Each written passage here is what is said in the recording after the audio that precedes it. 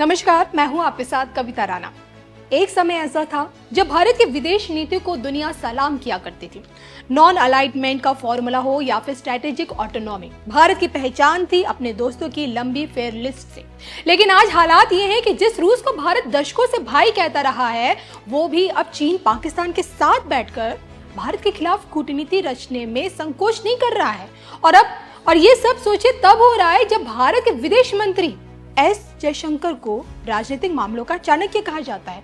लेकिन अब सवाल ये उठ रहा है कि क्या एस जयशंकर भारत की विदेश नीति को सबसे निचले स्तर पर ले आए हैं। एससीओ यानी कि शंघाई सहयोग संगठन, जो कि भारत, रूस, चीन, पाकिस्तान, ईरान जैसे देशों का एक कूटनीतिक मंच है। 2025 में इसकी बैठक रूस के शहर कजान में हुई और ये बैठक भारत के लिए शर्मिंदगी की मिसाल बन गई है। पाकिस्तान और चीन ने घोषणा पत्र में पहलगाम जैसे क्षेत्र का जिक्र नहीं किया, जिस पर भारत ने आपत्ति जताई और घोषणा पत्र पर हस्ताक्षर नहीं किए।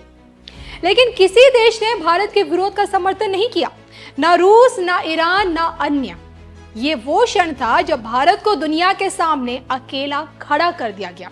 एस जयशंकर, जिन्हें यूएन में धारदार भाषणों, बोल्ड स्टेटमेंट्स और मीडिया फ्रेंडली छवि के लिए जाना जाता है, अब वो सवालों के घेरे में है। विदेश मामलों के जानकारों की माने तो एस जयशंकर ट्वीट और बयानों के परे कोई ठोस रणनीति नहीं बना पाए। विदेश नीति में गहराई की जगह #डिप्लोमेसी ने ले ली है। रूस के साथ डिफेंस रिलेशन ठंडे पड़ गए हैं। ईरान चाबहार पर भारत के रोल से असहमत है। अमेरिका से संबंध कभी गर्म कभी ठंडे। यूरोपीय यूनियन में भारत का प्रभाव सीमित हो, और इन सब का नतीजा ये हुआ कि एससीओ जैसी बैठक में भारत की बात को किसी ने भी गंभीरता से बिल्कुल नहीं लिया।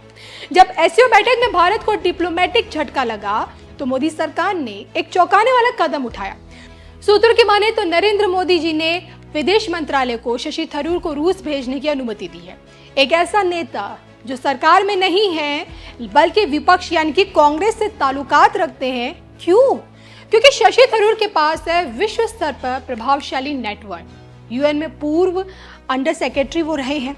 रूस और पश्चिम दोनों के साथ उनके संबंध हमेशा से गहरे रहे हैं। और सबसे अहम कि आज की तारीख में एस जयशंकर से ज्यादा भरोसेमंद चेहरा वो पीएम मोदी जी के लिए बन गए हैं। और अगर मोदी सरकार ने विपक्षी नेता को दोस्ती बचाने के लिए भेजा है तो मान लेना चाहिए कि विदेश नीति वाकई खतरे में है।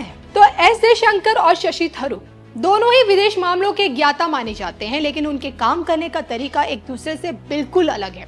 एस जयशंकर की विदेश नीति केंद्रित रहती है यानी कि फोकस चीन प्रॉब्लम मैनेजमेंट और अमेरिका प्रोफाइल बिल्डिंग पर, जबकि थरूर की विदेश नीति रही है ब्रॉड डिप्लोमेसी, मल्टीलैटरल एंगेजमेंट और कल्चरल सॉफ्ट पावर पर आधारित।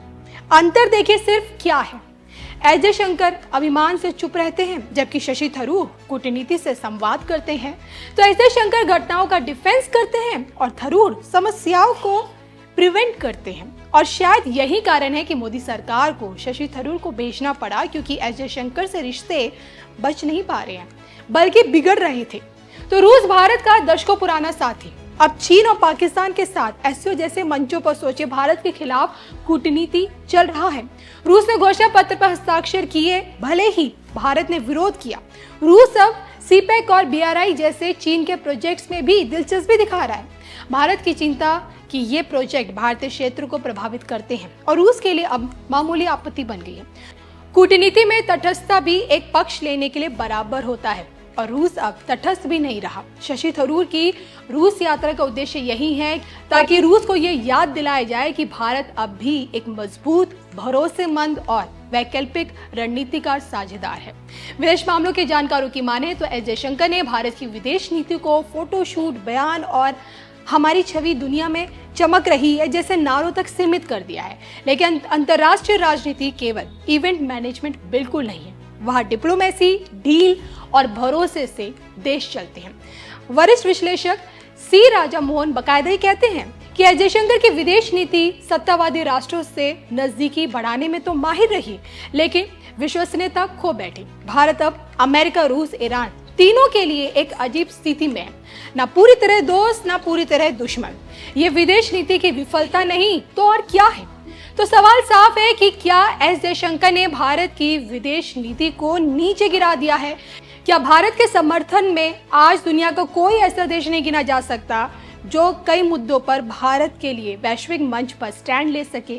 क्या मोदी सरकार को अब विदेश मंत्रालय में बदलाव लाना चाहिए? क्या शशि थरूर जैसे नेताओं को बिना पार्टी लाइन के परे भारत की छवि बचाने का मौका देना चाहिए? इन्हीं सारे सवालों पर आप क्या सोचते हैं? कमेंट करके बताएगा जरूर, क्योंकि ये सिर्फ एक नेता का नहीं, भारत की अंतर्राष्ट्रीय पहचान का सबसे बड़ा सवाल है।